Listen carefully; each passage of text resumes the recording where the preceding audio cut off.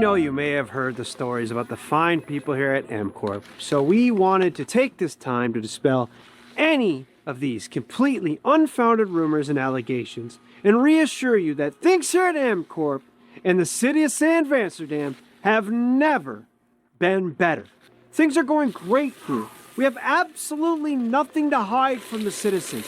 Everybody here at M-Corp loves this town. We think this town rules. Why would we hurt a town that rules?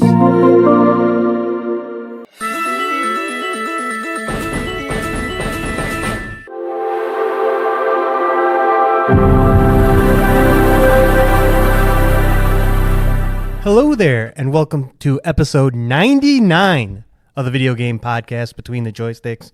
I'm your host, Nick, and I'm joined by my co-host, John. Hi. John, we're in the midst of E3. No, that's dead, dude. She died. Well, E3 in quotes. All right. Nick's E3 extravaganza. Not E3. There, we got tons of trailers. We got tons of video game news, tons of impressions out there. There is so much to talk about. But before we get to all that, we are celebrating something this week, John. What's that? 2 years ago, we sat down and started PlayStation Pals. It's crazy. That is crazy. June 14th of 2022 was our very first episode. Yeah, that tracks. I mean, we're not flawless, but yeah, I guess we missed about 4 or 5 weeks in total. So Yep. Yeah, we're there, man. It both seems like we've been doing it forever and not yeah. Not at all. Like still noobs at this thing. Creeping up on episode 100. Yeah, but hey, as we've talked in private, at least at the very least, my grandkids can listen to my voice in the future talking about Phil Spencer and your kids' their kids. Well, we're forever. Earth isn't lasting that long. Come on. We got 2, maybe 3 generations left in us. Yeah, and we're done. Yeah. Well, they'll all be living underwater. Yeah, that's fine. But let's get into video games because again, it is E3, not E3 season. We have when is that going to go away? Do you think? Do you think we're always going to call it E3? I think we will. Yeah. Yeah. As long as it's like in the same time and the same kind of like weird format. Yeah.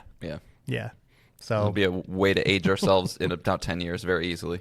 Yeah, exactly. Right. Sorry to cut you What's off. What's E3? I'm already on. What's Electronics Entertainment Expo? Well, there used to be this thing called conventions. 27 years ago. Yeah, Reggie Fils-Aimé. But so since the last time we recorded, there's been 5 different showcases and gameplay reveals and all kinds of things. So we have a lot to get into. So again, we're just going to be covering all of that, ditching the standard format of the show. But again, if you want to write in, if you want to DM us, if you want to comment on our YouTube page, those 3 things are betweenthejoysticks@gmail.com, @joystickspod on Twitter, and our YouTube page is @betweenthejoysticks. Any of those things, we'll read it on the show. And we encourage you to do so, especially in this wonderful time. Yeah, things we are 100% on is that we have never missed. I think reading something on air that was meant to be read on air. So correct. All right, let's start first things. The Keeleys, one of the 3 Keeley events, Summer Game Fest. This kind of kicked things off. We talked about it last week about what was going to potentially be there, and we'll get into what was there, and it's hinting not a lot. But I wanted to kick things off with the conversation Jeff Keighley had at the beginning of the show. He kind of addressed the layoffs surrounding the industry, the closure of studios, and he said, while those things do look bleak, he said the rise of the digital age has let new publishers, more studios to be out there than ever before because you don't have the overhead of printing physical media anymore, and it's much easier to reach an audience. You don't have to pay for huge marketing budgets. You can just hope your game is like Among Us and gets popular on Twitch, and all of a sudden, boom, you're millionaires. Easily, So he started that. So that's how he started things, and then he showed off like the 10 top selling new games of the year, and on Steam, and all but two were sequels to like big games, and I think it was Helldivers 2 and Dragon's Dogma 2. Everything else was an indie studio, first time game.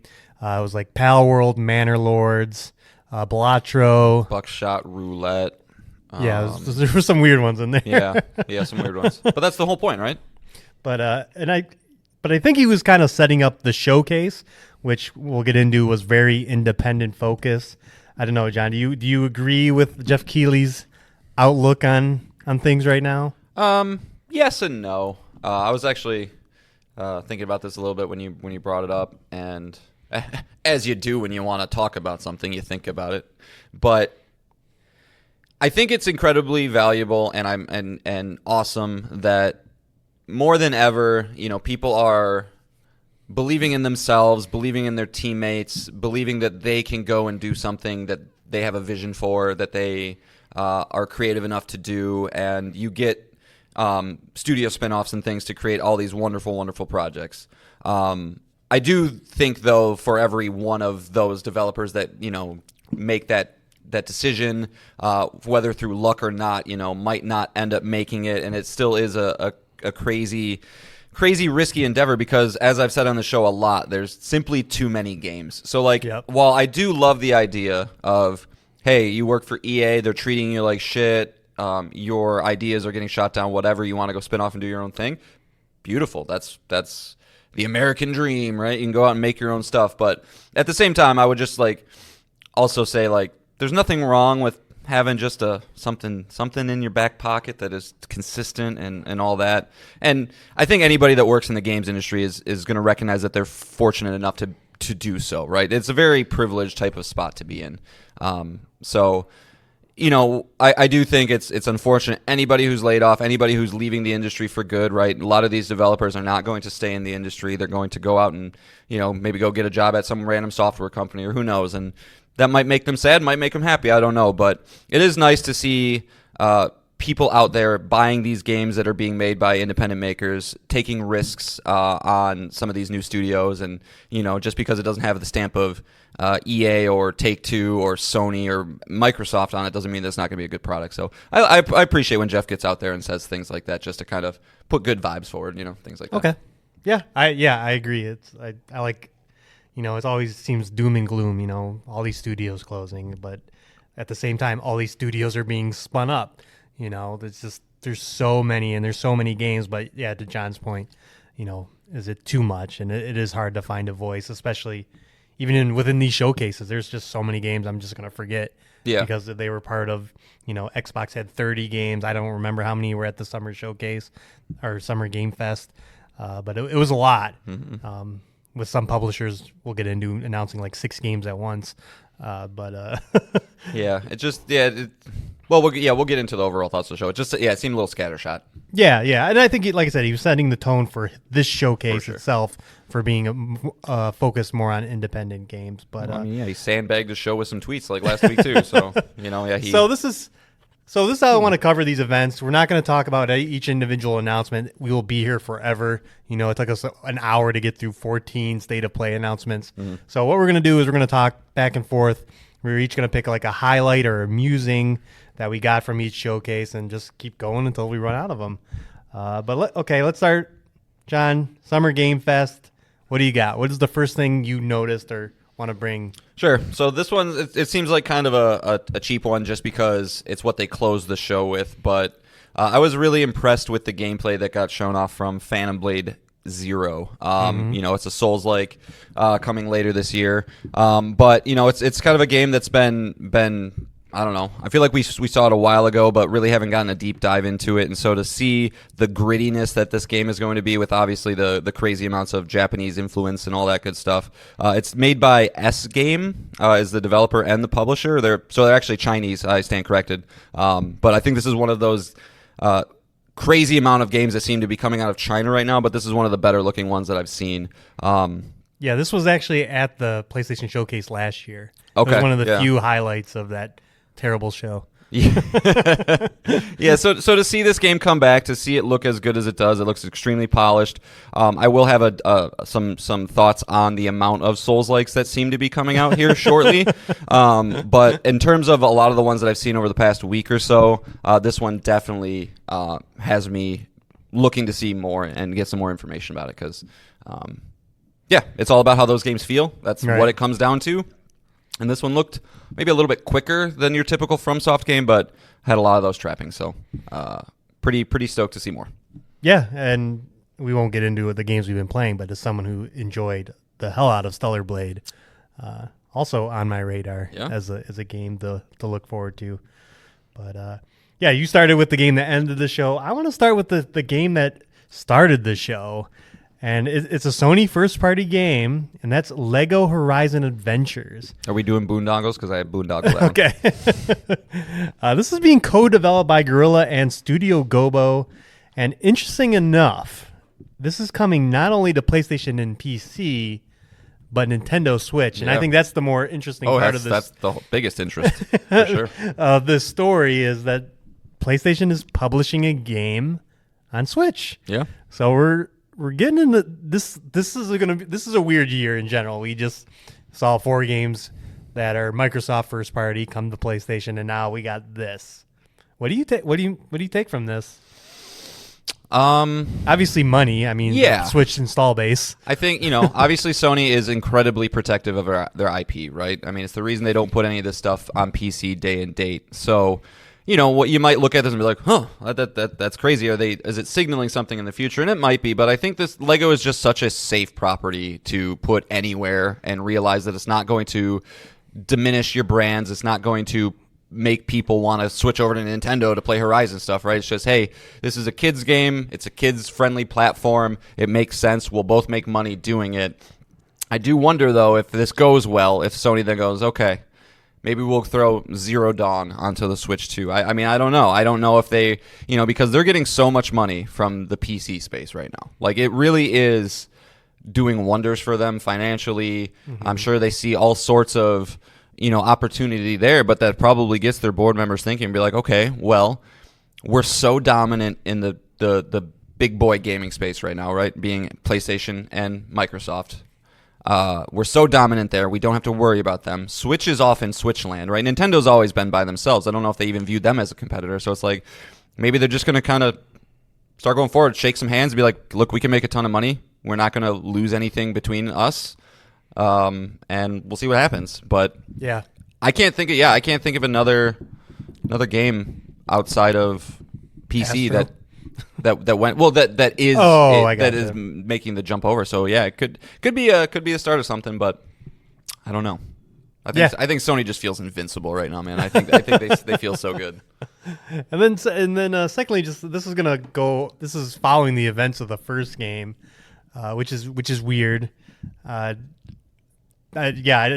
all I have to really say about that. Is like so it takes place in between. No, it takes place. It is the events of the first game. Oh, okay. That's the same story. That's what the rumors were indicating that. Yeah, so I was just like, well, that's weird. Well, and I don't know if I said this on this show. I think I said it to you personally, but there was people like contemplating, be like, that rumored Horizon remake. Right. Is this that? Maybe.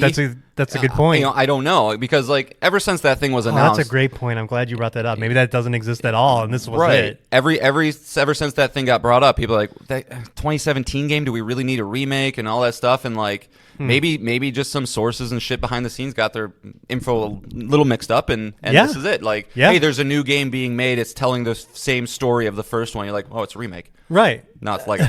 So great point. Yeah, I don't know if that's the case or not, but it's cool to see. I think just to get this out there, I think it's a perfect IP for Lego too, right? Like the machines themselves look very piece by you take the pieces off.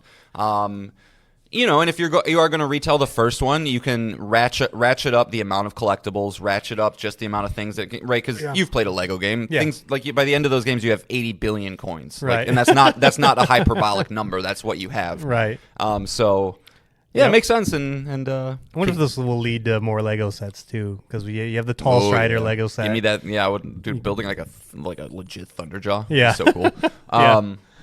Yeah, I don't know. I have my eye on it just from Levi. You know, like that was my next point. He dug a little bit of the Marvel Avengers one, but you know, those games are a lot more puzzle oriented than you'd think. And so he was probably 4 and 5 when we started trying those, and he just wasn't a, you know.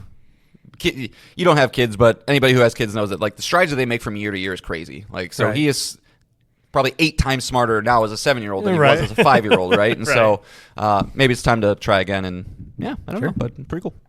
All right, what do you got next? My next one, I gotta do it, Nick. And you already heard it in the podcast, but I gotta throw out the skate commercial. That's a boondoggle. Okay, the skate commercial. So this isn't really showing off any games. There's skate. A skateboarding game made by EA, legendary franchise, really kind of went alongside the Tony Hawk series a little bit later, but was more realistic. But Nick and I, we've said it on the show, maybe our favorite human being in the world, he just makes us laugh like nobody else, is Tim Robinson. And so to see him show up and just kind of go 3 minutes of his style of ridiculous comedy was just a treat. I didn't know. I felt like I just got handed like a piece of birthday cake that I wasn't expecting. Like, here you go, enjoy. And so it was great. You might be listening to this going like, that was my least favorite part of the show. I had no idea what was going on. But if you're in tune with Tim Robinson and what he does, it was great. It was great 3 minutes. So I got to throw out the skate commercial. Yeah, I mean Tim Robinson. He was in High on Life. Is that the game's name? Yep. He's been in video games before. And yeah, it just to be sort of shocked, like where he shows up, yeah, it's just and you got to be, I would sit here and try and tell you some of the jokes, but like it's not gonna land at all. But if you enjoyed that, and you have not seen, I think you should leave. Right.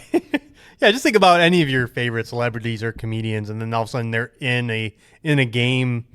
It's just like, whoa. Again, this is not a hyperbolic statement. He's probably Nick and I's favorite celebrity.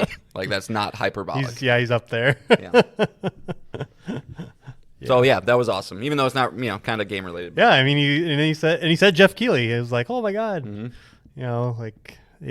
pretty cool. The announcement itself not so cool, but no. Skates. Did they even do anything like? It's coming to like early access on consoles. Like, oh, okay. So sure. It's whatever, but okay. Yeah. But yeah.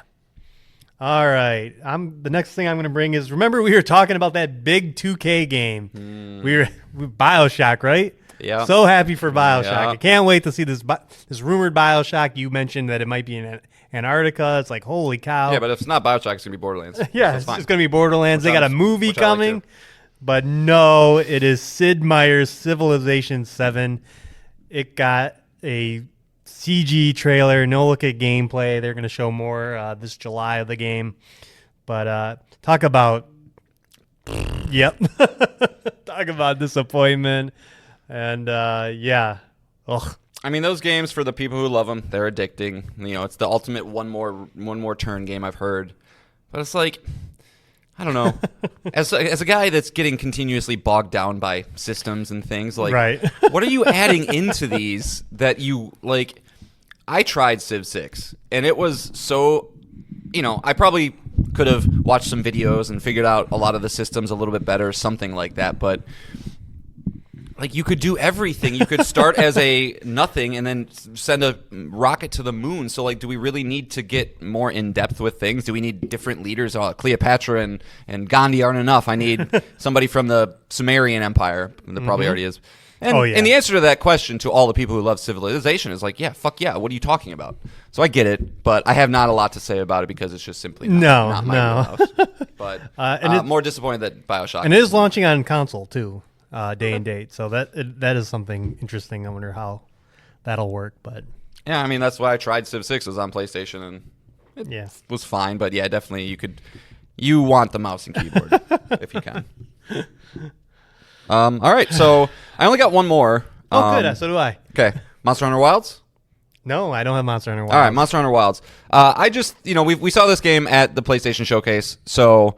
It's not anything fresh and crazy and new, but this game continues to give me the stupid FOMO that I hate so much, where it's like, this looks great, looks beautiful. The mounts look cool. The enemy designs are great. And I just know that when I get my hands on it, I'm going to hate how it feels. I said the same thing last week, but I just got to give props to this game.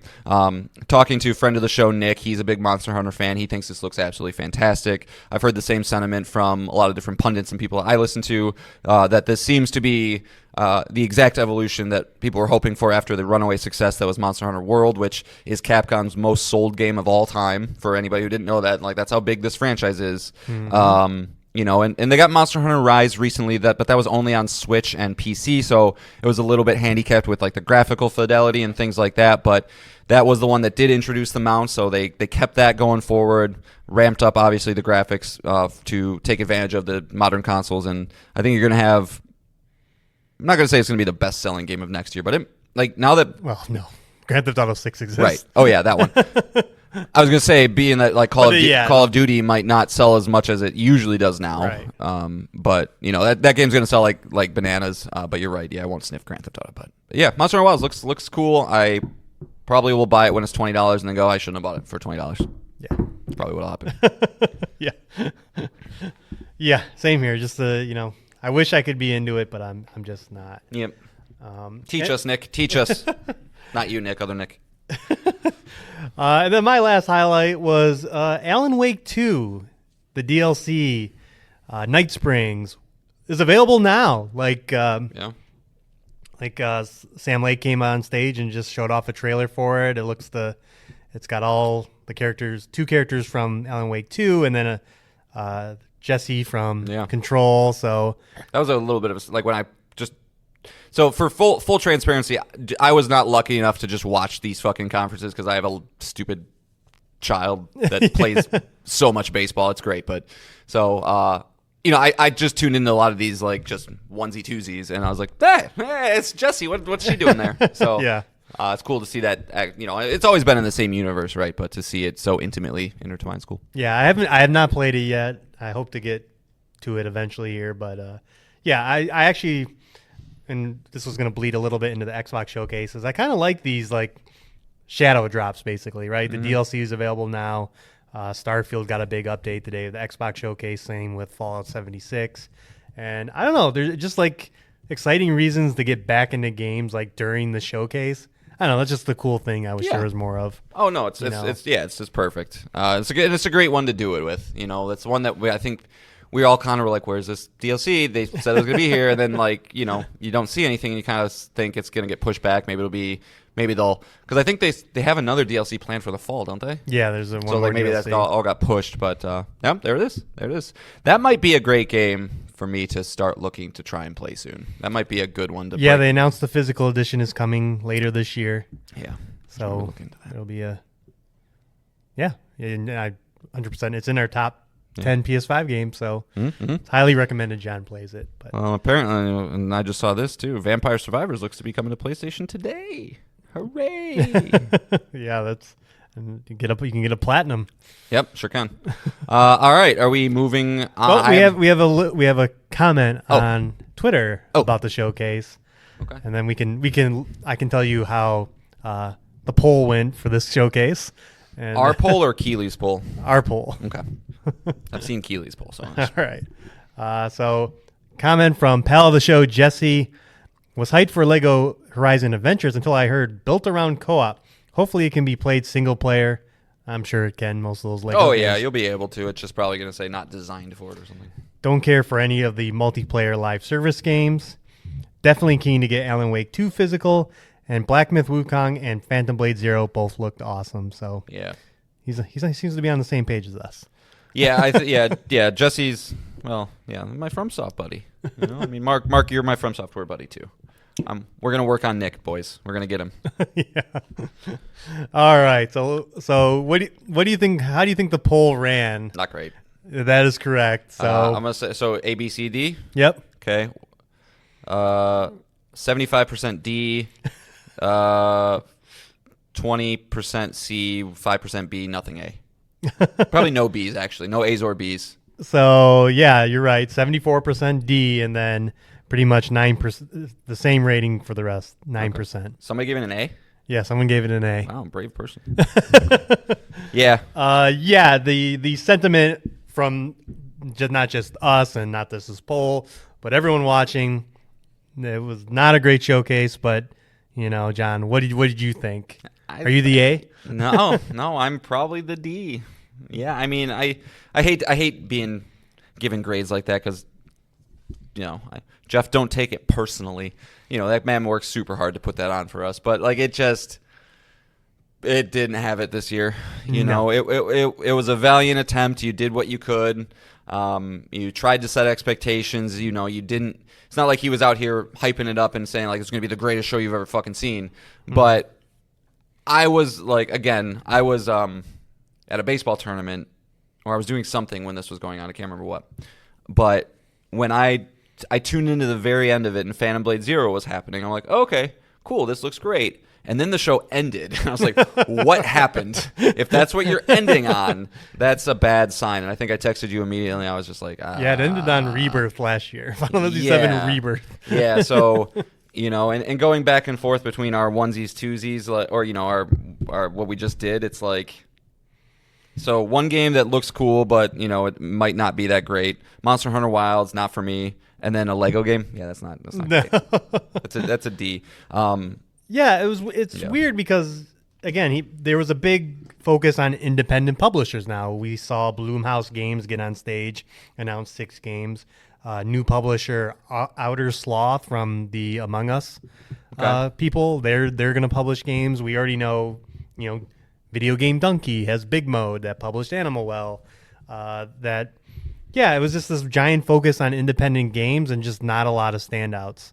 Yeah. It kind of reminded me of the PlayStation Showcase last year. Just didn't seem curated well enough. Like there needed to be more here, and the games needed to show better. And again, it was forgettable. I even felt a little bit, and correct me if I'm wrong because you watched the actual show, but yeah, even like Keeley himself seemed a little less energetic, like coming out and stuff today during this show. So.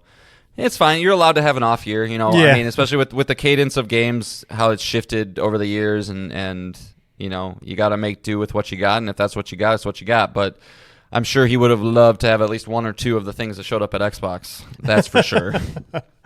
Yeah, let's get into the Xbox Games Showcase. That was last Sunday, and I texted John before the showcase even aired. I was like, I know it's Xbox, but I have that feeling of E3, like I would get before E3. Like it kind of just like there's this excitement that I can feel that I'm going to see. I'm going to be blown away here, and we'll save our reviews for later. But you're like a horse as a storm's approaching. Your knees were aching. I feel it.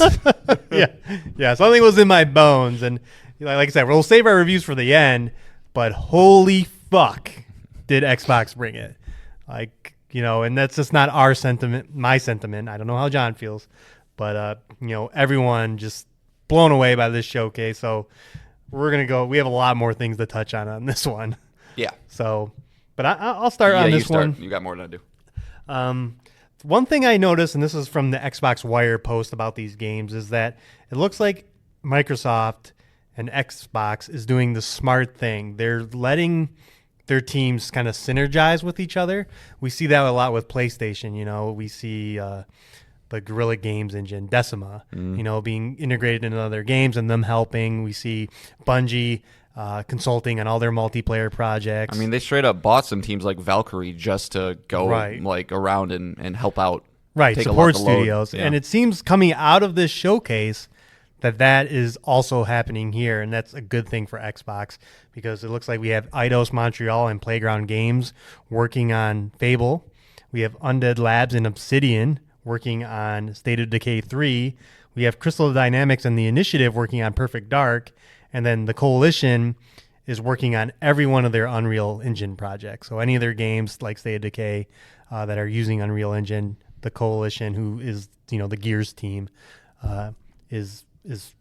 we're helping on these projects, and I think that's kind of why all these projects look really good right now. Why don't they have id helping with anybody shooting? That should be your shooty boys. Yeah, probably now full steam on Doom. Yeah. We'll get to that, but it was a very good sign. I think this is how Microsoft can get to where Sony is, and what the showcase kind of proved is that they're finally in position to have multiple titles quality titles per year. Yeah, I think I was like a month or so ago read an article about how Microsoft internally at least does have a big release planned for every single quarter for like the next couple of years. Whether that happens or not, we've been let down in the past. You hope they see the errors of their ways. It's probably why, as we'll talk about, very few dates for things. You know, they probably just don't want to even go there, right? It's going to come when it comes, and that's good. But on the same side, we do have 17 announced Xbox first-party games, so they do need to, they need to get going, and they are. But I think we'll really start to see them kick off next year, probably. Yeah, and since you mentioned the dates, we can just talk about that really quickly because it kind of combines, Lego Horizon Adventures, Dragon Age, The Veilguard, Indiana Jones, Avowed, all still saying 2024. Mm-hmm. Not locking down that date, and that seems to be a trend across the entire industry.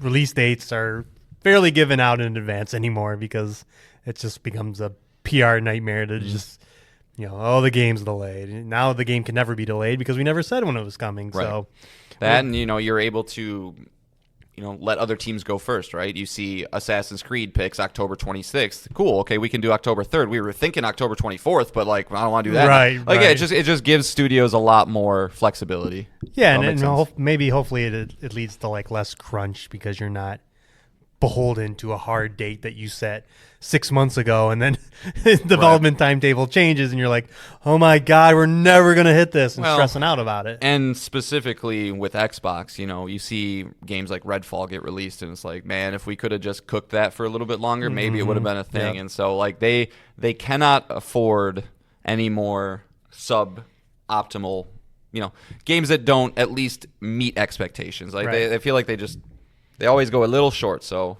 yeah, seems like a good move. Yeah. All right. What do you got, John? All right. I'm just going to get probably my game of the whole week out of the way. Doom, the Dark Ages. Holy God. Yeah, from id Software. You can fly a fucking dragon, dude.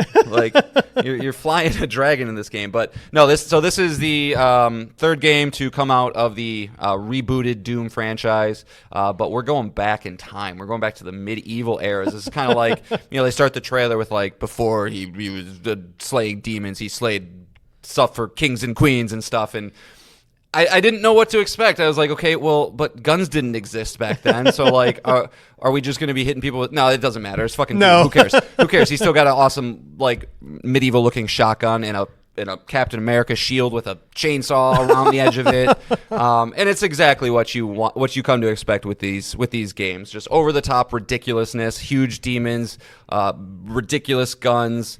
The wonderful combat systems of I need more ammo. I got to do this type of kill. It looks like there's some sort of parry mechanic that was shown off in the trailer. Yeah. But yeah, this is the one game that didn't need to sell me. I was gonna play it regardless. Doom 2016 and Doom Eternal are phenomenal first person shooters, and they are my kind of first person shooters. I don't go for the military stuff that much. Right. I like arcadey and fast and crazy with fun weapons, and so.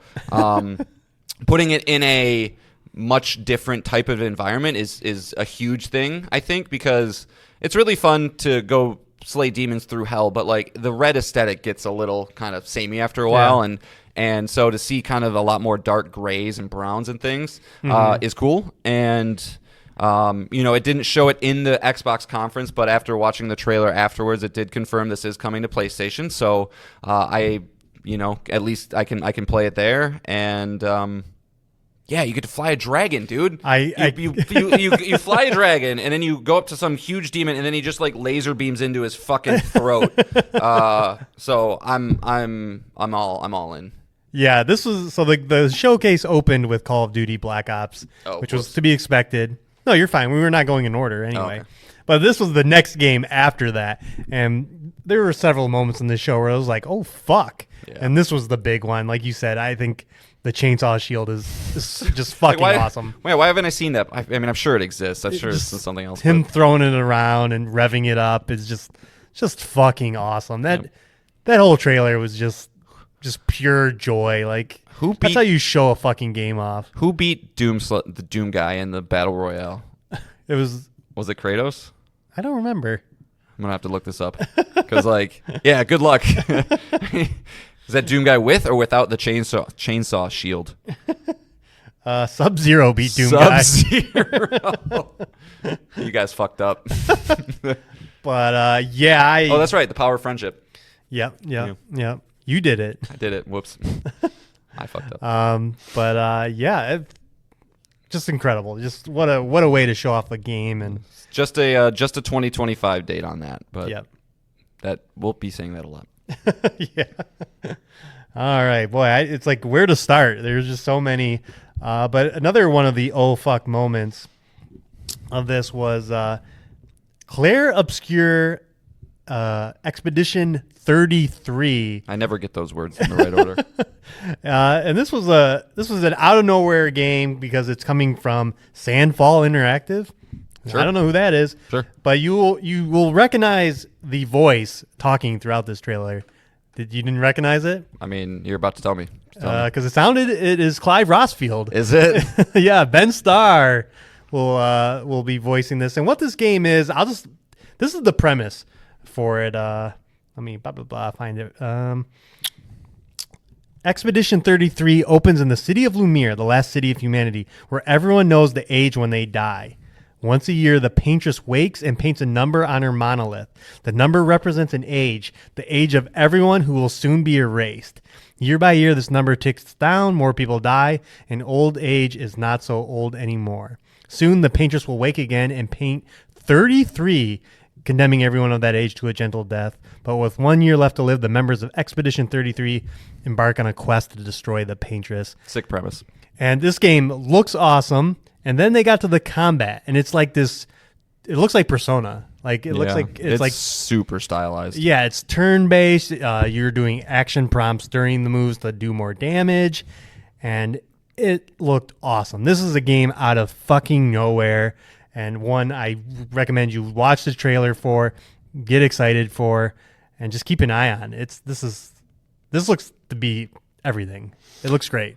Yeah. Yeah, I mean, it's one of those trailers where you kind of walk away from it going like, okay, I am immediately in. The only thing I don't have an answer for is like, is the narrative worthwhile, right? Are you good storytellers? More important for somebody like Nick than it is for me, right? I just want to have some satisfying loops to do. But yeah, the trailer nailed a lot. It's kind of what you want to see when you see a new IP, right? You want to kind of, okay, what's the world look like? You can get, it's fucking mystical and whimsical, huge fucking monsters with like cool enemy design, but it's got a little bit of grounded realism in it. Like I would say the main characters almost have like a medieval kind of vibe to them. Yeah. Lots of swords and things like that, but yeah, this is one to obviously keep our eyes on. And you always hope when you hear of a new team, like, is this going to be a new team that I get to follow for the next 10 years and I get excited whenever I see their name, or is this going to be another Forspoken and then Luminos Studios shuts down? So, but all intents and purposes, everything we've seen so far makes it seem like a definite standout from the show for sure. Yeah, and another game coming to everything but Switch. Yeah. All right. Probably my most surprising game that I wasn't excited for it at all. In fact, it was shown off, I think, last year, and I didn't even give it a second thought. But seeing it again, I am much more curious about it, and that's from Compulsion Games, makers of Contrast and We Happy Few. South of Midnight, which is kind of this stop-motion-y looking bayou fantasy crazy mindfuck dream thing, where the trailer starts and your main character is riding this, crazy big catfish looking dude. So immediately you get the vibe, right? Immediately what fantasy. Type? Yeah. Oh yeah, exactly. That the rules of New Orleans fantasy. Yeah, and the rules of the real world do not apply, right? And I thought this whole thing looked great, from the traversal mechanics, right? You can kind of like have this like flying thing where there's obviously wind in the bayou. The bayou itself is such a great setting. I've been to New Orleans and done the alligator swamp thing, and it is one of the most, it's probably the most unique place I've ever seen. Okay. So like great setting for a game. Yep. And then the combat looked pretty good too. You know, it looked like kind of a hack and slash kind of, you get the red bar above the enemy, and you do the different move sets and things like that. But a lot like Kenna Bridge of Spirits. Yep. That, like you go into an area, it becomes an arena, or even like Hi-Fi Rush. It just becomes an arena, and then you're kind of fighting this one guy one-on-one, and then even kind of in Kenna, when she beat it, like flowers came up, like the environment was healed, which is very kind of like. But so obvious inspirations there, and then the trailer did kind of, you go find this abandoned church and ring a bell, and then like two-toed Ted or something is like the name of this crazy huge crocodile that's got a tree on its back and stuff, and he shows up, and it presents an amazing vibe of something only a video game can really do. And I'm really hopeful that Compulsion can make the next leap, because one of the reasons I am a little skeptical of this, as good as it does look,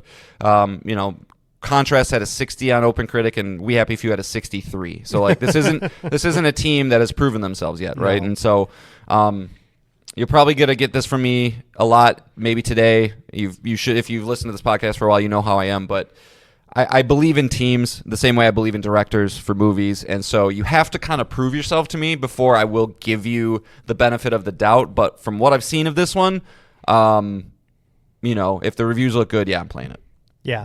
Yeah, this was, again, another oh fuck moment, and I think... oh fuck approved. Yeah.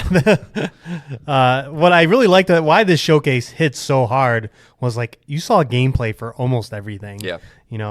Doom, Expedition 33, and now this game is like when this cutscene ended and it was like, oh, we're gonna see how this game actually plays, and you're like, oh, it looks like it plays really well. Yeah.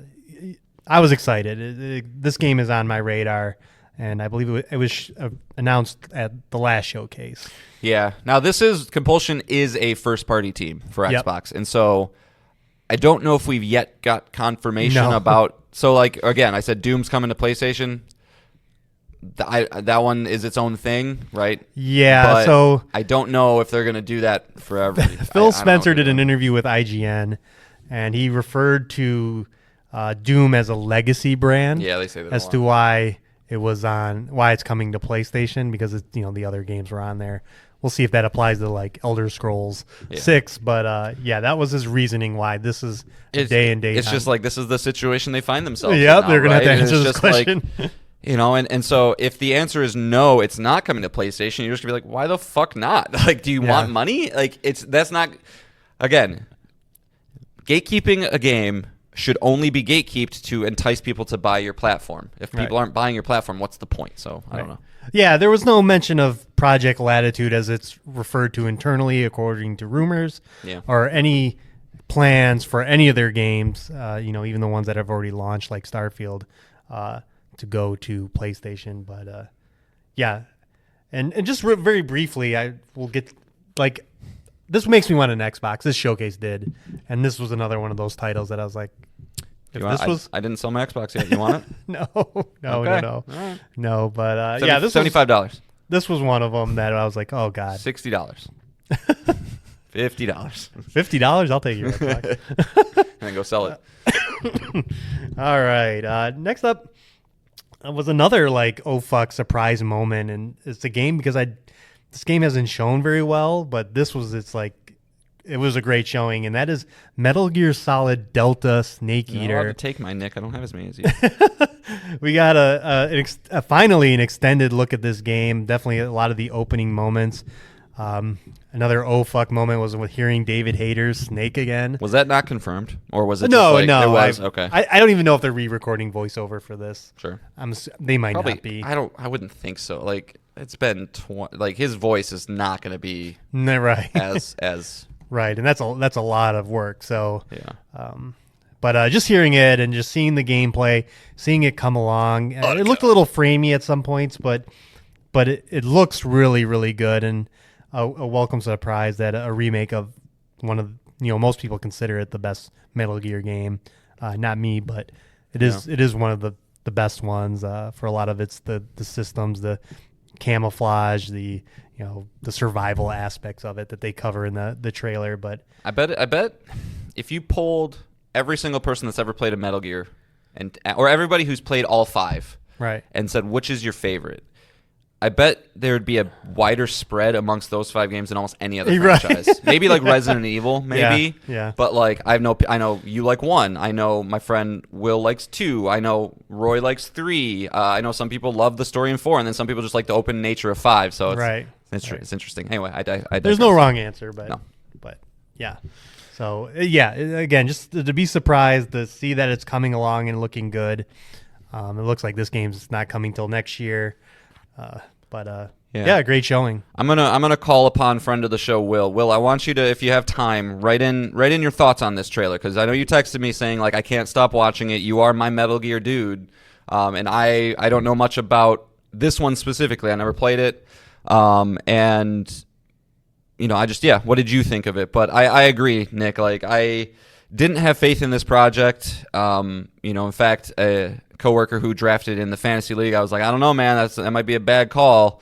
And then after seeing this, like, no, that makes perfect sense. Well, he did email us about Concord, but he did mention that that's hype as fuck is his exact words. I want to break down, Will. I want to break down. But yeah, I'm so mixed on this one if I would like get it and play it or not. Yeah. Like, I feel like I should and I will, but I don't know. Well, you could. You'll be able to borrow it at the very least. Will's gonna buy it. Yeah. So I still got his Jedi Survivor ransom. So not getting him back. I will. I promise. Once I come over.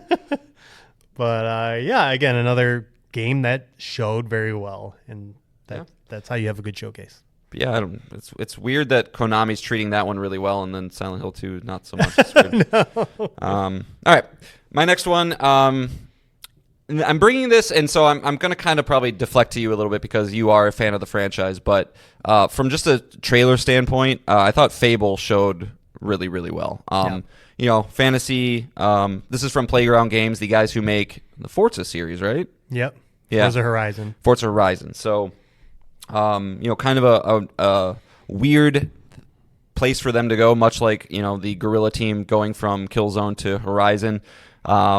But this one, it looks great. I know one of the main trappings of the series is the humor. You could tell that was immediately present. They wanted to make sure that was a thing. They've been killing it every time they showed it. Yeah, and I don't know if a lot of the gameplay, quote unquote, was actual gameplay. So I want to kind of see a little bit more of it. But this is a game that I don't think I'm going to play, but I wish I would have time to do it.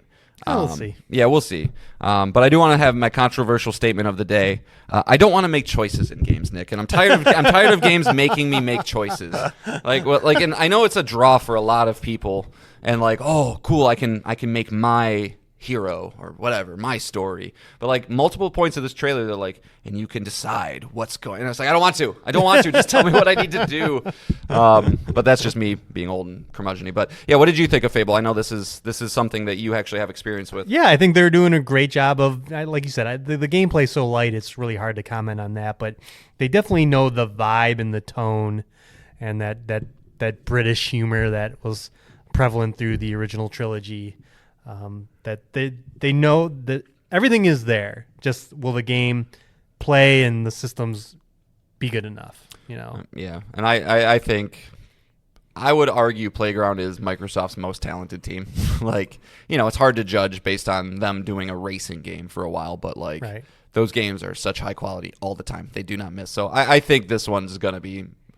I'm going to make a bold statement here. I think out of all the games shown, this will probably be the best received one. Okay. Yeah, that's that's my praise. Maybe not Doom. Maybe Doom, but out of all the ones that are unknowns, right? I think this one's going to be just fine. And just how and again, this is dated 2025, but how fucking stacked is next year getting? Yeah. There's reports that Sony's going to pop off in 2025. Yeah. And, we got Your Grand silly Theft Auto little 6. statements of earlier this year about this being like 2023 should have been saved for next year. Yeah. It's just like it's the games are building up, it's like, and everything, there's a potential for everything to get delayed. But I really think we're entering, we obviously are entering a new era of cadence, right? We've talked about this on the show. I wonder if the new cadence is like crappier, whoa, crappier, whoa, where it's just like, you get stuff sprinkled in, but like these teams that just take so long to go now, I don't know. Yeah, I wouldn't be as dismissive to go crappier. Sure. I think I always find a handful of good games every year that I really, really enjoy. So, but I don't know. Next year, man. Oof. All right, let's go to Perfect Dark. Okay. Perfect Dark was shown. This is coming from the Initiative and Crystal Dynamics. Again, a game we weren't expecting. I wouldn't predict to see, even though I did mention it last week. But also to get gameplay. And if you don't remember, Perfect Dark was a N64 game made by Rare. And then it had an Xbox 360 game that was not very good. It was a launch title. But it is a weird franchise. I don't think anyone will go, is there a Perfect Dark head out there? Like, oh, Perfect Dark, man, that's Joanna Dark. That's my franchise. And you're like, no. Yeah, I don't know. I will say, do you know what the Metacritic score for the first game is? It's got to be high. I mean, it was the quote-unquote sequel to GoldenEye. Mm-hmm. 97. Jesus Christ. Yeah. I played it back then, and I don't know if it's worth that. But so it's being... They're bringing it. It's not vaporware. It's not canceled. We got to see it and we got to see gameplay. And what it's actually looking to be is a first-person sim. Think Deus Ex. Deus Ex. Think Prey. Prey. Think Dishonored. System Shock, maybe? I don't know. I don't know if that's a number system or not. I added that to my wish list. I've been meaning to maybe check out. Colin Moreira talk about it. He loves it. Yeah, Fucking I'm waiting for it to go on sale. But so think of like you're given an objective, and how you achieve that objective can be completed in multiple ways. Probably Hitman's a good example, but that's third person. But maybe Watch Dogs. Yeah, so you have multiple ways to tackle things, and this kind of showed that off, and it looked good. It looked good. She was using the environment to interact with. You get a bunch of gadgets you can use. I was not expecting to see this game and for it to show pretty darn well. Yeah. We have no idea when it's coming, but it's another game to look out for, another game to get hyped for on Xbox. Yeah, I think this looked good as well, but I will challenge everyone out there. I think this game is getting a little high of praise for what was shown. I don't think it looks bad, but I think if you really kind of pay attention to everything that's going on, it's going to... A little bit of red flags for me. If you notice the entire trailer, every single enemy that is shot dies in one shot. Every single one. So like, okay, is it going to be unless if that's just for this trailer, like, is it going to be an engaging shooter? Probably not. Okay, so then it's going to rely on the sim elements of it, and that's fine. But as for me personally, I don't like full-blown sim games, right? You're like constantly just having to, okay, I got to scan this, now I got to scan that, now I got to distract you, and that's fine for some people. But like, if I would just say, if you're somebody who's looking for a first-person shooter, I don't know if this is going to be that. I'm not saying it's going to be bad, but it's going to be no Doom. No, I feel like there's a lot of people who are just like, expecting like a Cyberpunk or something like that. And I don't know, it's doing an awful lot, right? It's got the parkour elements. It seems to want to kind of make you feel like it's open world, right? Where you have that segment where she runs along the wall and then jumps across into the window. Is that just a very cleverly disguised linear path? Maybe. And that's all fine. This is all fine. I'm not saying that. I just would challenge people to kind of look at a lot of these small, fine moments or like even the hand-to-hand combat. Is that just a single button prompt where like you hit A and then she does the cool thing? Or is it a fleshed out system, right? It might be. It's just, I think I'm a little bit like reeling from Hellblade still, where it's like, I expected this to be a little bit more than what it is. Not that it's bad. It's just a little shallow. But it did show off people on the internet. Man, this was a lot of people's game of the show. A lot of people excited for it. A lot of people waiting to see more about it. So, but it's also it's another team that's never released a game. So we'll see what they got. Yeah, and if you're interested in any of the titles we're talking about, I recommend you go to the Xbox Wire because they kind of like break it down. And what we're saying is kind of what they're saying is that you're given an objective and you use traversal and gadgets to complete it how you want to. So, like John's saying, but execution is everything. Yeah, but Dishonored probably is a great example because you can beat that entire game without killing a single person. You can beat that entire game by killing everybody, and this looks like the same type of thing. Right. And so we'll see. All right, what do you got next, John? I got nothing for Xbox. So okay, if you got your list, go for it. Yeah, we'll just go down my list then. Mixtape, the next game from Beethoven and Dinosaur. The makers of The Artful Escape, a game we talked about on this show. John and I both played and platinumed. Their next game, which looks to be set in the 90s. Gameplay, I can't tell you how it plays, but the trailer is awesome. It's got this 90s vibe. It's got this great soundtrack. I want to say 80s. Are you sure 90s? Yeah, because, the bands are all 90s, like Smashing Pumpkins and the music. All right, that's fair. But no, it just The Artful Escape, is a weird game, but it's takes 2 hours to complete or whatever. Super quick. But it's a very unique experience. Big name actors are in that. Lena Headey, was it Schwartz? What's his name? Sorry, I was reading. I was reading about mixtape. Say it again. The voice cast for The Artful Escape. It was like. Is that Jason Schwartzman? I think Jason Schwartzman is in it. Wasn't Danny Glover? Or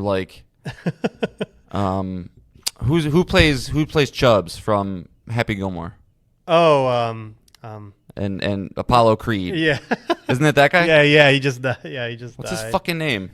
Oh man, so many people are so mad at us. Rocky. Carl Weathers. Thank you. Yeah, I'm pretty sure he was in that. Yeah, Mark Strong is in it. Jason Schwartzman, Carl Weathers. Good call. So just. Their studio attracts big name talent too. Lena Headey. Yep. It's just exciting. It's another game that showed incredibly well. Like I said, I don't know how it will play, but I encourage you to watch the trailer. And if there's ever a case for games as art, this is like one of those games you would probably show them. But just again, an overall great showing for a game. And I know.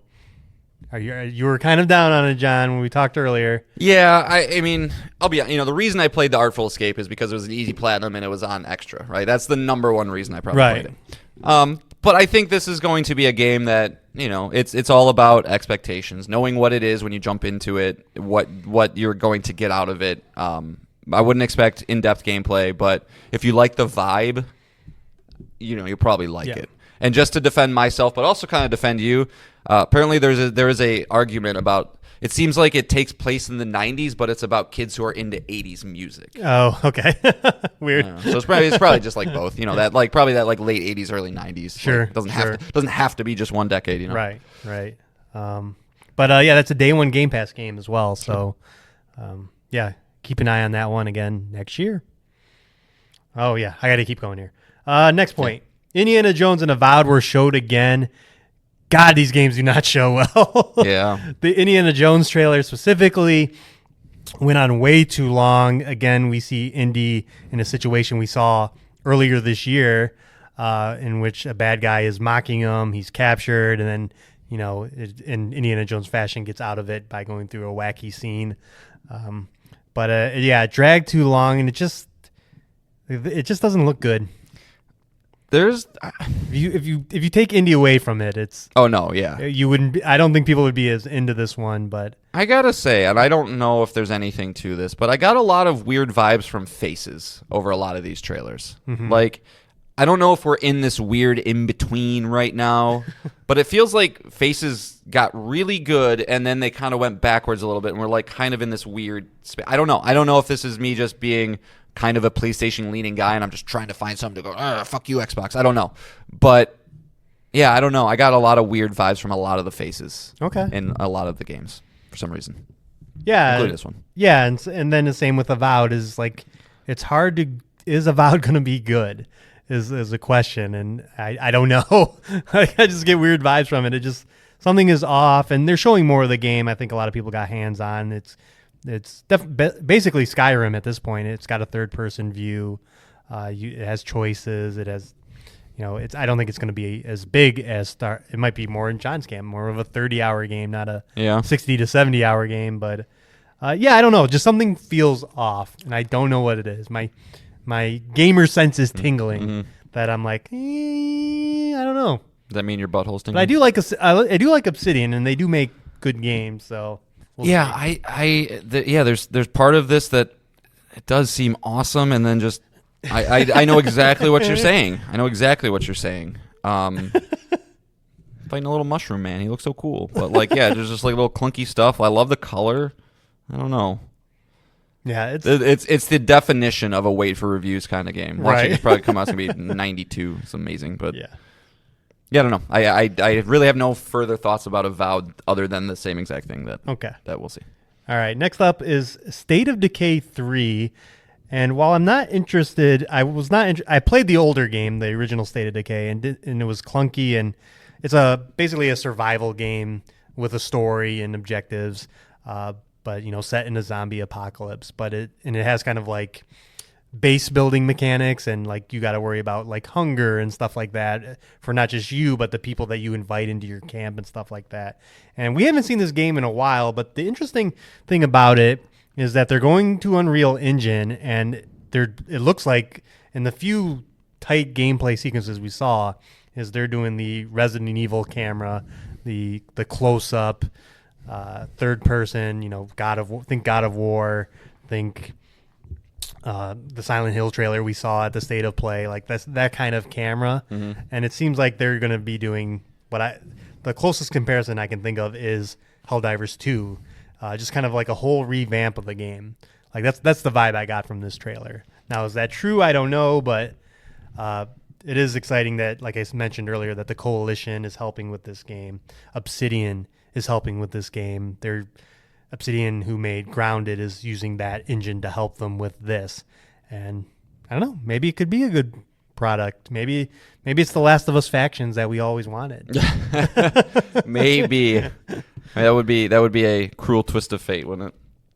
But again, the theme of what I think of this show is games showing well, and showing gameplay. Yeah, that's all you no gameplay, no hype. So by that definition, gameplay equals hype. Yep. So hey, look at that.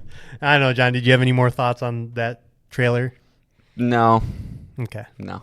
All right. Next up, I have Dragon Age: The Veilguard. We got a reintroduction to the game. It's been announced for quite a while, but it was under a different name. It was Dragon Age Dreadwolf. And we got actual look at your cast of characters, the party members you'll recruit. Again, this is from famed developer BioWare from Mass Effect and the previous Dragon Age games, and Anthem, but they don't want you to think about Anthem. Don't think about that game. KOTOR. Think about Game of the Year winning Dragon Age Inquisition from 2014. Think about that game. And then, they not only did they show it off, it's coming this year. Like, that's crazy. And John and I just watched they did a 20-minute gameplay demo of the game. So we got that as well, even though that wasn't at the Xbox showcase. But what do you think, John? It's coming back. There are playable classes, playable races, custom characters, custom backstories. The BioWare trappings seem to be there. Mm-hmm. Choices. Your companions can die. Are you trying to give me anxiety? Yeah, sorry. There are more choices you're going to have to make. Companions can die in this. John famously in his Mass Effect 1 playthrough killed Rex, which is crazy. He was annoying me. Hopefully none of these companions annoy you. But, John, so we got a big blowout of the game. It's another game to look forward to this year. We don't know specifically when. But what do you think, John? It looks better than I would have thought it was going to. This is another franchise I have not a lot of experience with. Sure. I dabbled in Inquisition, and that is it. So in terms of what Dragon Age is, what it means to be Dragon Age, I can't really comment a lot on that. I will say it seemed like people were a little discouraged on the art style first and foremost. It does the cartoony thing, right? Correct me if I'm wrong, but Dragon Age... Sorry, the Fortnite thing. Correct me if I'm wrong, but the first Dragon Age, they're dark and gritty. Yes, they're right? very dark. Yeah, so I think people were thrown off by that. And then with the gameplay, it doesn't look bad. It looks very polished, but I think it threw a lot of people for a loop on what they were expecting. The RPG mechanics definitely seem to be dimmed down, where old Dragon Age games you can control the entire party. This one you seem to be able to control your guy, where you can then kind of activate some different special abilities from the people in your party. But that seems to be the direction, going away from the direction people want. So I think this game is going to be a good one. But it's going to be a better BioWare game than we've gotten the last two. I think it will be enough to save their studio, but it's not going to say BioWare's back. And like, will the choices be, because Mass Effect reached the levels that it did because the choices and deaths fucking mattered to a degree that you couldn't believe, right? Yeah, where you're the like, holy characters shit, were amazing. You roped this all through three games and kept that in mind. So. Are they formulating a grand vision with this, or is it going to be more surface level of like, oh, it's either this character or this character dies. If this one dies, then this person fills in that void, or is it actually going to have ramifications? And hopefully they know that they have to deliver on that, and they'll do it. But it wasn't enough to get me interested in the game. But I think it'll be okay. It'll be just fine. Yeah. I don't think the gameplay demo showed particularly well. It looks to be the opening moments of the game. You're playing a level 1 rogue, and as John mentioned, you just don't see a lot. He was wielding dual swords and had a bow, and he only had access to one ability. So slash back. Back. They're not showing a lot, but the previews that came out, because this was one of the games shown at Summer Game Fest to press, that the impressions are good, that they're doing everything right. Like, all the characters are romanceable. Like I said, the choices are there, your backstory's there. You create your own custom character, your entire look. They're doing all the right things. It is definitely a game to keep an eye out for this fall. I do think if there's one game to maybe nominate to be, you might get pushed, it might be this one. Yeah. I don't know why. I feel like February 2025. Well, yeah, to never hear about this game in a very long time, to just a giant blowout and be like, yeah, it's coming right. It's coming right in a few months. Yeah. And good point. I don't know. I just have. I don't know where it's gonna fit in this busy slate. Lots of feelings in my plums today. In my loins. All right. Next up, I want to quickly talk about Fragpunk. Yeah. And I want to talk about it in the vein of, here we have another hero shooter that is coming to PlayStation next year. That's going to have to compete again with all the other hero shooters. We learned at Summer Game Fest that Valorant is coming to PlayStation. Mm-hmm. So there's another hero shooter. Yep. We got Marvel Rivals. We have Concord. Hey, you would think PlayStation would have wanted to shut that down. And here's another one. And what is the gimmick here? Again, a hero shooter. Everyone has unique abilities, but in this game you get cards. And these cards can affect the whole battlefield. So they showed off a card that gave everyone big heads. And while you think, that's funny, but it also means one-shot head. Yeah, I can one-shot you in the head easier. Another one, they grew like vegetation throughout the map, so now he could hide in the grass. Another one, he courted death, and death followed him around and helped him kill a guy. Stuff like that. And this is what Concord had to do, is just show why should I be interested in you over Overwatch? Why should I be interested in you over Apex Legends? And this game from, I think it's Bad Guitar Studio, made a case for it. And it just made me laugh. I was like, oh, fucking Concord. Yeah. Are you going to be around?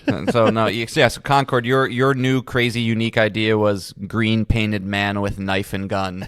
Yeah. Meanwhile, Fragpunk's going, we're going to change the entire fucking map in an instant. Like, yeah, that's I feel like a part of shooters that have been missing for generations now of like, I feel like I think back of like Time Splitters and some of these silly shooty games that, big head mode. Why isn't that done in more games? Why, and a lot of these limitations are based on technology and things like that. So, to grow vegetation, right, and actually have it factor into hiding, that's hard tech to probably pull off. But if you want to separate yourself and stand out and pull away some of the players from the Valorants and what you need to do to succeed, you need to be able to do that stuff. And Concord is looking pretty fragile right now after seeing that. Like I'm not into these kind of games, but even I was like, oh, that'd be kind of fun to fuck around with. Well, it's funny even when they briefly show the hero select screen, and you're like, that looks like Concord's too. Yep. It's like these games all just are bleeding together. Did they say is this confirmed to be a free to play? That's a good question. Yeah, I wonder if it is. is. John's doing some research. If it is, because we didn't talk about, because that happened between last show, is Concord's $40. Oh, sure. That is the price they're asking for the standard edition of the game. So that also has a buy-in, which in fairness, I know people are actually pretty pumped about, because they've said that like there's gonna be all these updates that are free. So it's like you pay the money, you get in, and you're good to go, as opposed to nickel and diming. So it does go both ways. But according to Steam, Fragpunk is free. Yeah. So there you go. But yeah, I don't know if I'll ever play the game or if I have any interest beyond that. But I just thought I had to chuckle to myself that, oh fuck, Concord, there's just more. Yeah. There's more on the horizon. All right, I only got 2 more left. I'm gonna sneak in a musing here, just because maybe this is a good time to talk about a musing. Go ahead. So I wanted to bring Wu Chang Fallen Feathers because I think it looks cool. Yeah. But I've run into a situation that I didn't think was possible, and I am getting crazy amounts of trailer fatigue for Souls-like games, and I don't know what to do about it. And I think the only thing I can do about it is to ignore every one of them that's not FromSoft. And I don't like that.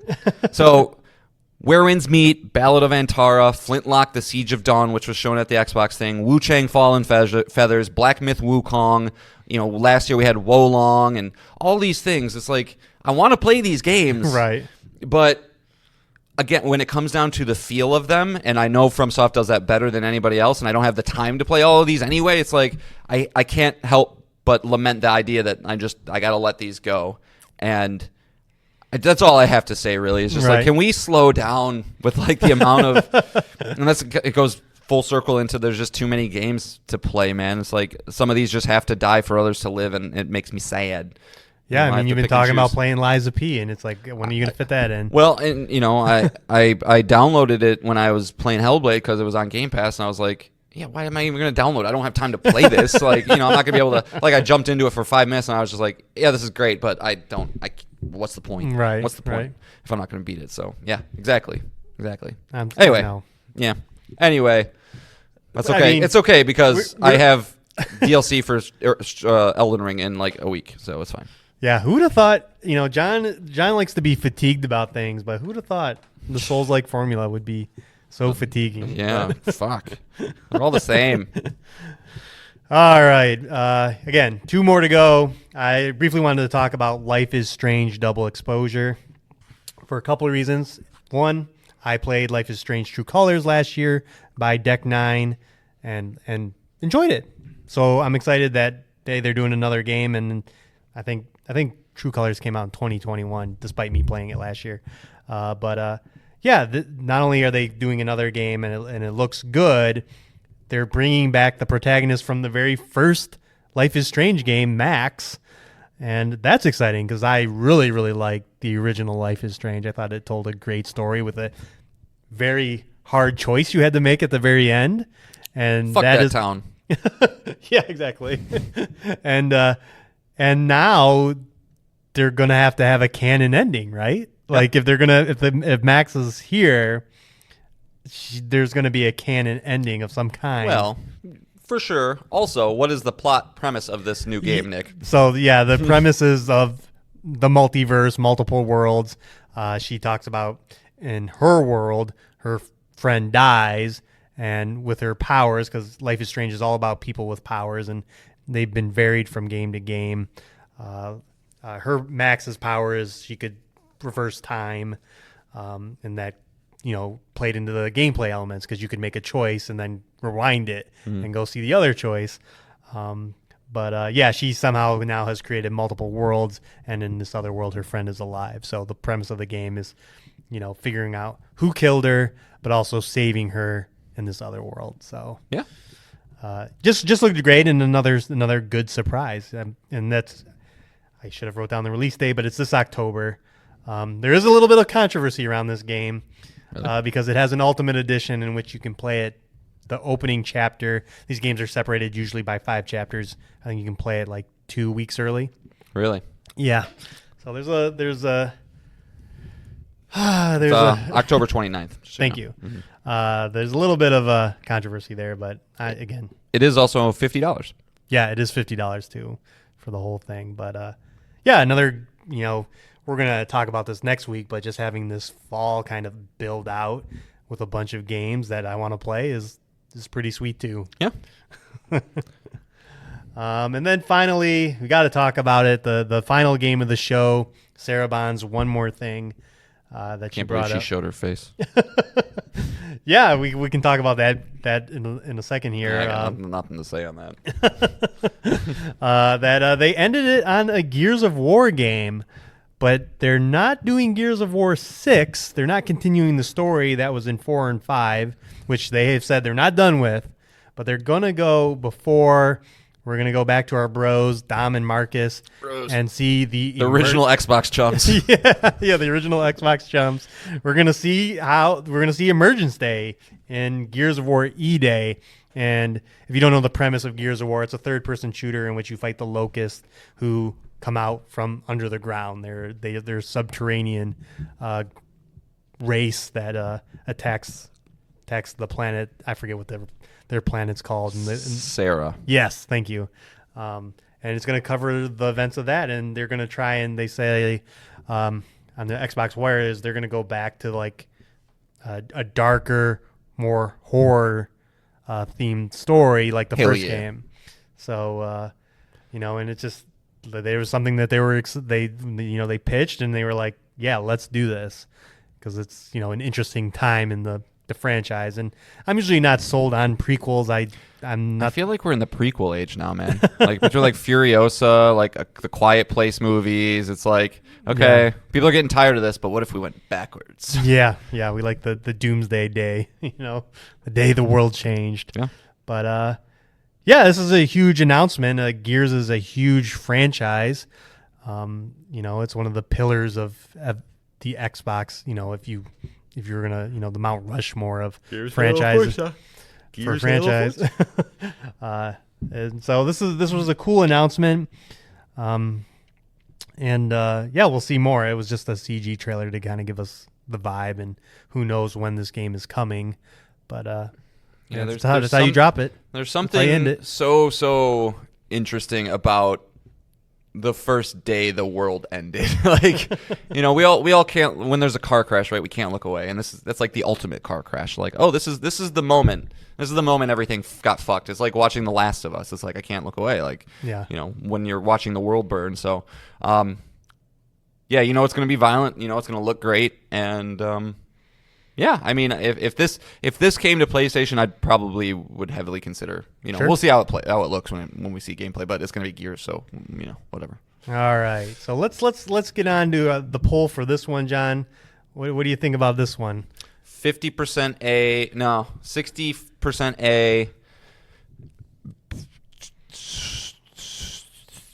20% B, 10% C, no D's.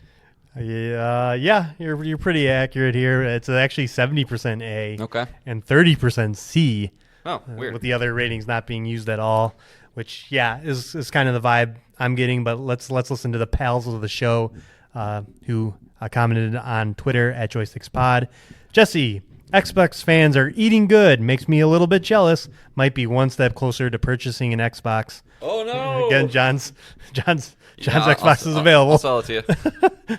And then pal of the show Nick said, "I feel like shipping to New Zealand. I don't know about that. yeah, might be more than it's worth." Pal of the show Nick also commented on, "I feel like they couldn't afford to have any other level of showcase than this. This is how you get people to Game Pass and to fill that end of their strategy. I'm a little curious what kind of real damage has been done being this late with a lineup of games like this, though." And yeah, John, let's kind of Sure. Is this enough to save Xbox? No, I don't think so. Not this generation. No. So I'm going to split the middle. I'm going to be the 1B for the showcase. I think it was a very, very strong showing with showing the games that you have to entice people over to your platform. I take a large portion off for the release dates, though. Like, I just, could PlayStation come out here or any other company come out here and, like, develop a couple CG trailers and be like, hey, look at these next games. But, like, I need to know when they're coming. That's a big thing for me. So, the idea, and that's why I said it early in the front, is like they have 17 announced first-party games now. And it's like, okay, that's great. Let's see them. And I try not to make this sound too fanboy, but like I am still in the prove it to me camp for Xbox in totality. Right, I think they have Playground's a great team, but like Hellblade really did just do something to me. And like we'll talk about it maybe not this show, but another show where it's just like this is borderline like bad to me. And when you when that game got showed off, I was like, this looks fucking cool. Like, are they really going to fix what was wrong with the first one? And they didn't in any way, shape, or form. And so I go into all this with a lot of skepticism. Does that mean that Fable could come out and it could be a 9.5 out of 10? Same thing with Perfect Dark. Same thing with Gears. Yeah. Same, like, of course. But I don't know. I don't think, like, as cool as South of Midnight could be, it's not going to move the needle. As cool as, sorry, it just escaped my fucking head. 33 Expedition could be, that's coming to PlayStation. So like, okay, that's, and also like we got to see about it. So like, I think this has the potential to be an A+ showcase. Like all the games here in 2 years, 3 years, we could be like, yeah, that was the fucking showcase. Well, I mean, you got to rate these showcases on what it could be and what it did for you. I don't think it's like yeah. Well, I mean, yes, Xbox has not had a Game of the Year candidate in a very, very long time. So yes, being skeptical of their first party offerings is definitely valid. Yeah, like you said, like Compulsion Games is probably the poster boy, right? They're unproven. They have a game that looks good, yeah, but will the final product be good? And yeah, I skepticism is good for all games, not just Xbox. Yeah, no, for sure. And so, yeah, the skepticism, the only game that passes the skepticism check for me is Doom. That's the only one. Yeah. There's no way that's going to be bad. No, there's no way. I mean, I don't think there's any way Gears can be bad, but like, I don't yet believe in Perfect Dark. I don't yet believe in South of Midnight as much as I think that looked fucking cool. And so I'm going to reserve my A until I know that there's teams. What about Flight Simulator? We didn't talk about it, but yeah, I mean, yeah, that is the quintessential if you're into it kind of thing. And I've tried. It's not that cool. It's really, really, really, really, really, really, really, really sim based. But I mean, I think everything coming to the platform would get me excited. But like the moment I watched all the trailers, what did I text you? I go, hey, do you want my Xbox? Yeah. I was like, it's, well, none of these move the needle. I don't know. I think going back to my thought about the faces, like there's just something off with a lot of these. And I think they have a lot of potential. I don't trust them yet. Okay. I really don't. Well, like I said, it's right to be skeptical, but I mean, this was, again, probably, I texted you, the best showcase since the Game Awards 2022, which is not technically a showcase, but, the collection of games shown there was great. And I thought just an overall just collection of games here just all showed incredibly well. They did what they had to do. As talking about Nick's point, yeah, it's too late. They needed this, 4 years ago, in the lead up to the Xbox Series X. But Xbox is here. But what does that mean? Who knows? I can't predict. Like, if most of these games will probably be on PlayStation, right? Like South by Midnight will probably be on PlayStation. It's a smaller Weird title. If it wasn't. It's a smaller title. It might come to Game Pass first, but I 100%. That's Hi-Fi Rush right there. But no, they needed to bring it. They brought it. All the games showed good. They ended on a big killer. Like, God, I would kill for a showcase like this from PlayStation. Yeah. My God, for them to pop off just as hard as this one did. And, they got you excited for the rest of this year. They got you excited for, Assassin's Creed Shadows was there too. And they got you excited for next year too. And next year is going to be stacked. Yeah, next year is stupid. If all these games with two O's. Yeah, so I thought they killed it. If I consider buying an Xbox. That's what this did, and that's what they have to do. But I know things, so I know most of these games are coming to PlayStation, and they have the chance, even the first party games, to come to PlayStation, and we'll probably hear more about that later this year. But just from a showcase standard, this is how you fucking do it. There wasn't a lot of talking. I was shocked.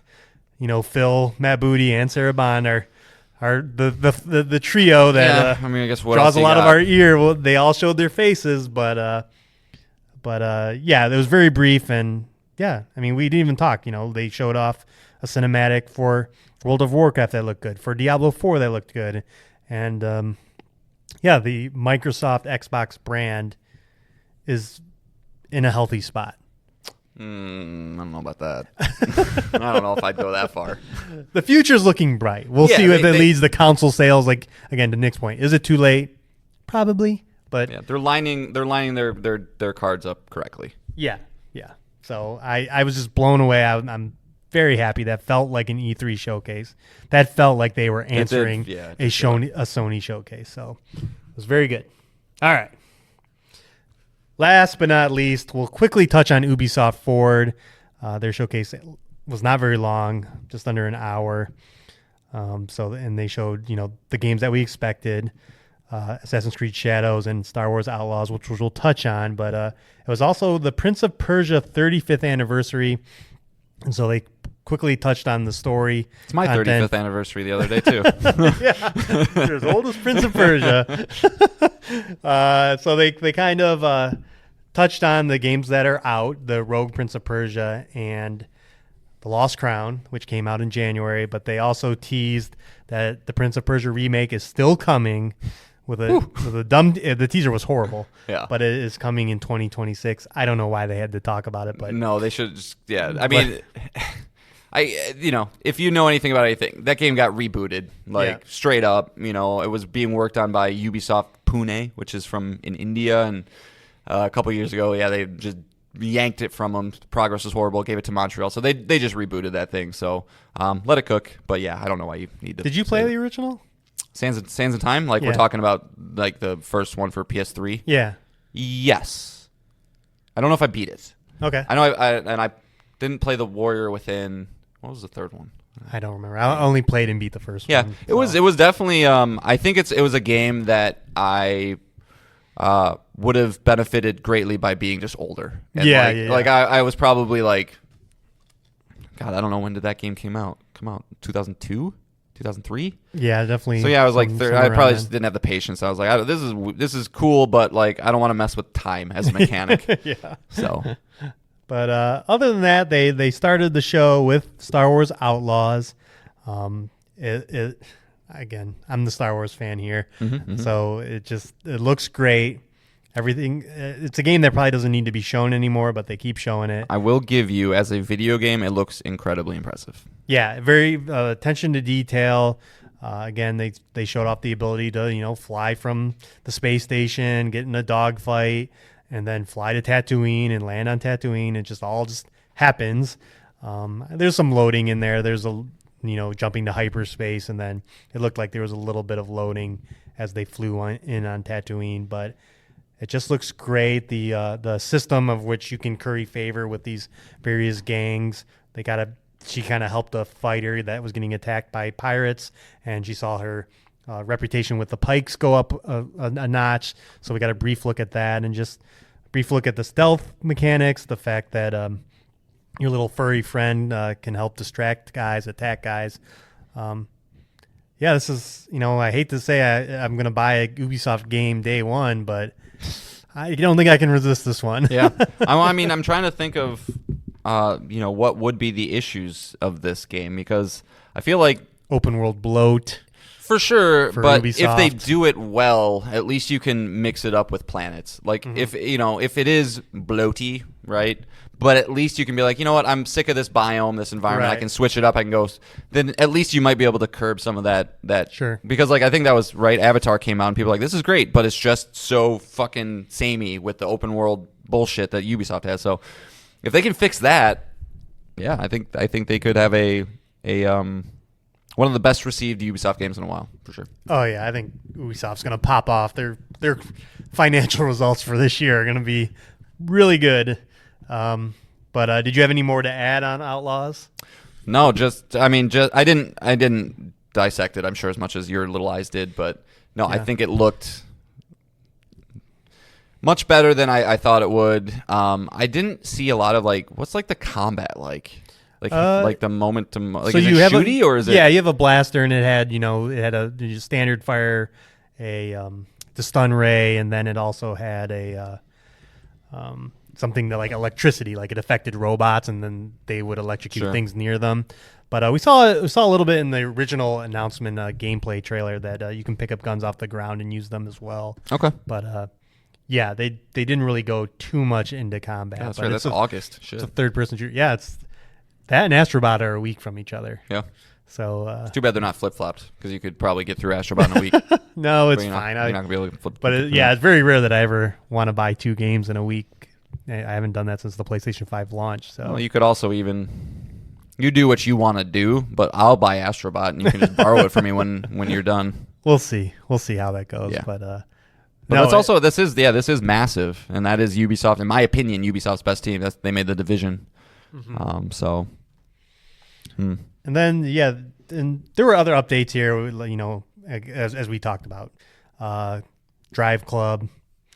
Drive Club? What are you talking? The Crew. The Crew. Drive Club. whatever their racing franchise is. X Defiant was there. It was Avatar all was DLC there. shit. Yeah, a lot of updates to existing games, but they did end the show on a big showcase for Assassin's Creed Shadows, in which you started as Yusuke, just traveling through a town. Are you sure it's not pronounced Yusuke? Yasuke? I'm kidding. I'm just being stupid. Him just traveling through a town, getting into some combat. Much like Ghost of Tsushima, a big emphasis on stances, how you hold your sword. There wasn't any other weapons, if I can remember correctly. It was all sword fighting. Yeah, in the trailers, he's had other weapons. And then it ends with Noe. I forget how her name's said. The other protagonist of the game, the one that is a ninja and assassin, joining him, and then you had a mission come up, and you got to actually choose who you wanted to be. So Yasuke wanted to go through the front door, guns blazing essentially, and then she wanted to go at night for the stealthy approach, and the demo had you pick her stance, and she kind of stealthed her way in, taking out lights. She's got, I don't know what the weapon's called, the sickle on a chain. It's pretty sweet. Badass, whatever it is. Yeah. And her just kind of stealthy ninja-ing her way around, Sickle on a the chain. typical. Ooh, the kusarigama. Kusarigama.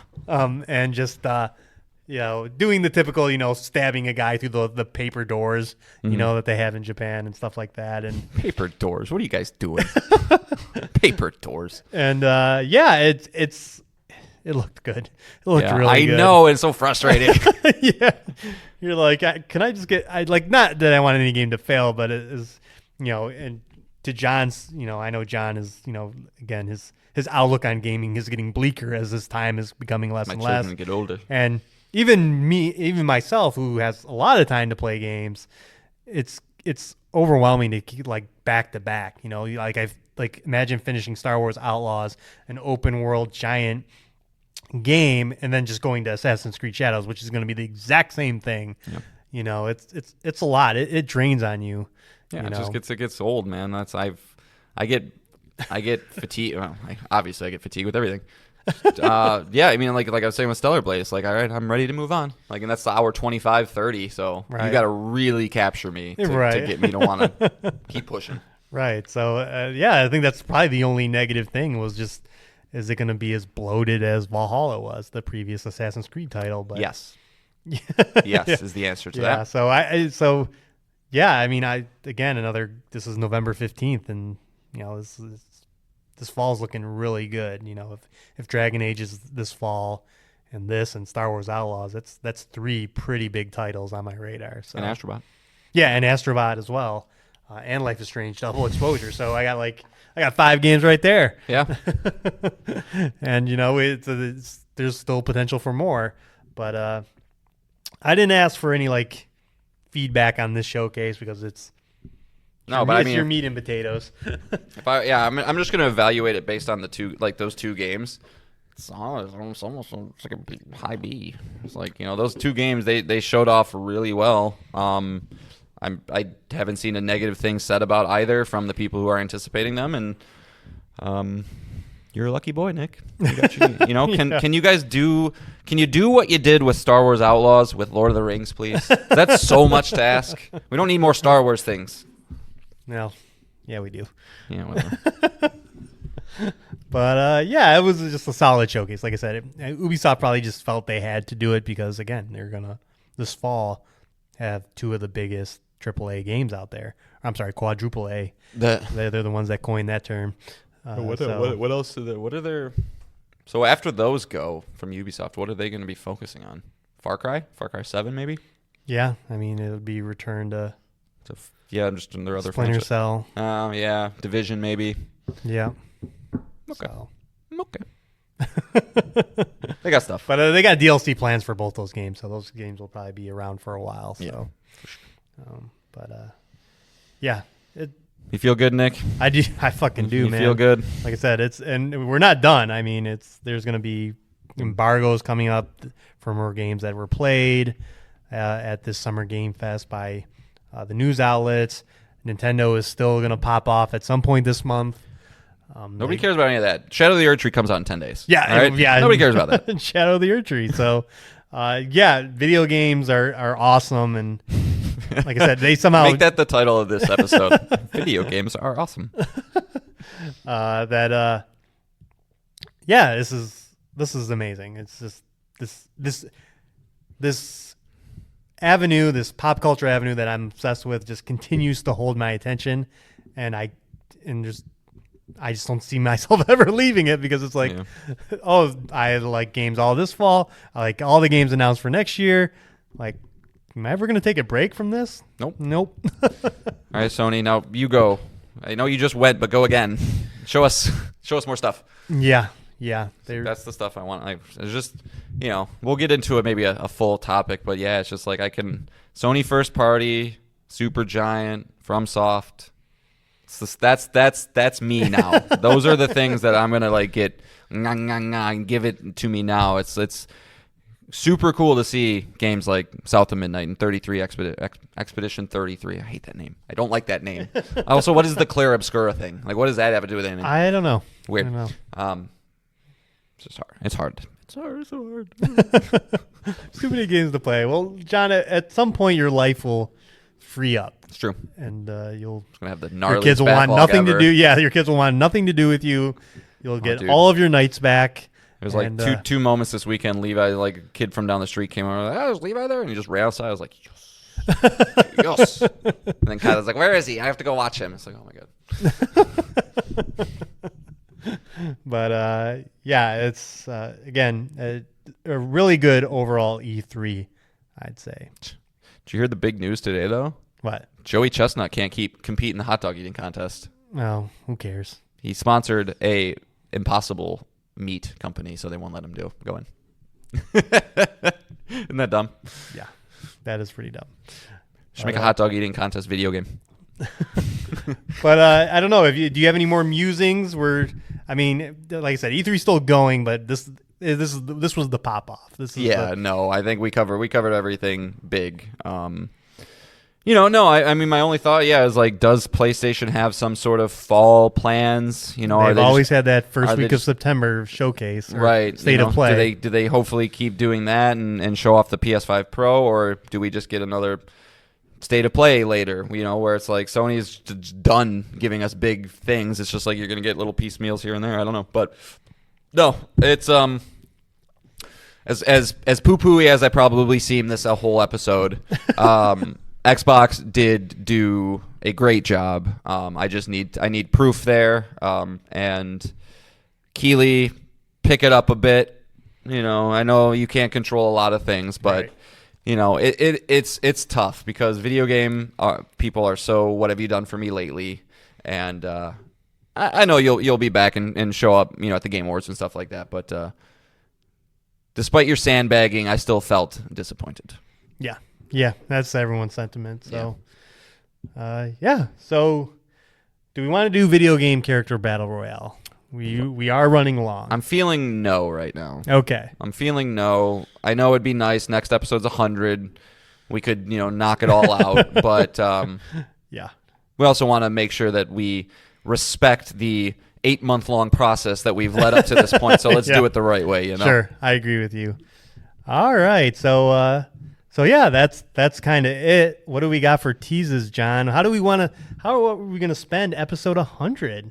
I don't know. We haven't really figured it out. I don't know. You asked that me like I had an answer to it. Oh, I have some things. So and feel free to say no to any of these. Oh. Obviously, we're going to reflect on the show, right? Yes. 100 episodes, but I want to revisit top 10 PS5 games. Yep. If we seem to do it every 6 months, it's time again. Yep. And it's going to be spicy. I think we're getting to the point where we're going to start pushing out some games we don't want to push out. I mean, you better leave Returnal alone. Well, we'll see, won't we? Again, more video game character battle royale. I want to know what. I know we kind of touched on it a little bit here, but what is John playing in the fall? What is his most anticipated fall games now that fall is kind of built out? Mm-hmm. Like I don't think there's, outside of indie games here or there, or maybe a Nintendo announcement, we really have our slate of games for fall. Where the figured out. Fuck is Hollow Knight, Nick? Yeah, it's time to kind of look in the second half of the year and revisit those most anticipated games. Do you remember what your 3 were for the year? No. I'm trying to think back of what had release dates back when we did this 6 months ago. I mean, it had to have been Stellar Blade. Do you have my list? No, I don't. Oh, okay. Well, I'm not even going to try and contemplate. Probably Rebirth and I don't know. Yeah, else. Rebirth was on there. Metaphor ReFantasia was on there. Yeah. But I'm not playing that. I'm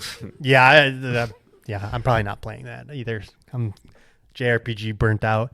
We'll do that as well. And I've been kicking this idea for a while, and I think I brought it up episodes ago. Is like your perfect console. Mm-hmm. So you pick 5 games that would only run on your console, mm-hmm. and then you got to give your console a name, which would be fun, a silly name for your imaginary device.